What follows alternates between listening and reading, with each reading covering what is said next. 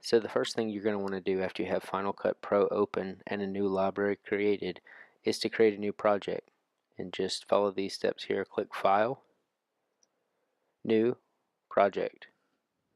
The project is the timeline at the bottom. Here we're going to name our project. So create a name, anything you want relevant to your project. This I'm going to put creating a new Final Cut Pro project. In the event, you can do a date, you can do something custom, it's totally up to you. Starting time code, you're going to want to be at 0. Video, I want mine in 1080p, and I want this to be the highest resolution possible. Also want to keep it at 24p. I do most of my videos at 24p, and that's just the resolution I'm used to with video format. Here you can pick Apple ProRes 422 and click OK. Now we're going to need some footage to import into our project. So for this, I'm just going to use some footage I have on the computer. We go to New, Import. I'm going to select a couple of footage pieces here and hit Import Selected. Now I'm going to check them out and make sure there's enough content in there, or I can link them together to make something usable, as you probably would when you're selecting your own clips. You can see this one doesn't have a whole lot of movement, so I'm going to toss this by right-clicking and sending it to the trash.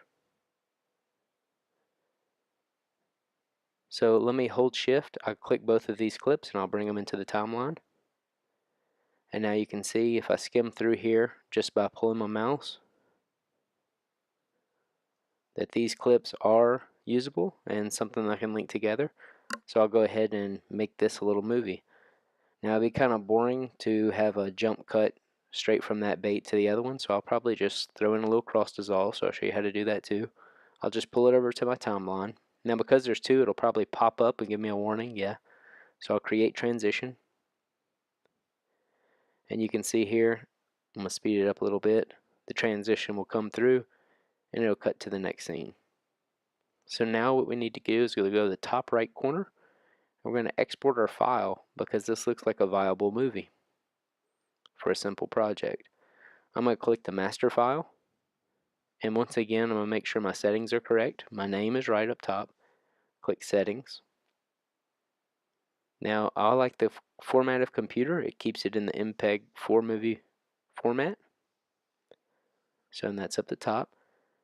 Next I'll leave it on better quality just so I get a better video, and I'll put it on the highest resolution possible. Now if you select a higher resolution, you're going to get a bigger file. So if you're going to pick a resolution for YouTube, if you want it to be 1080, it's going to be a larger file if you pick better quality.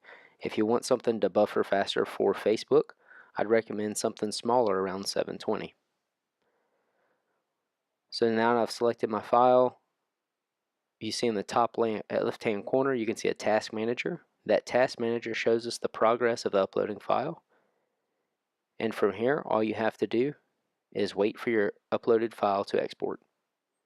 Thanks for listening to Check the Designs Final Cut Pro, creating a new Final Cut project.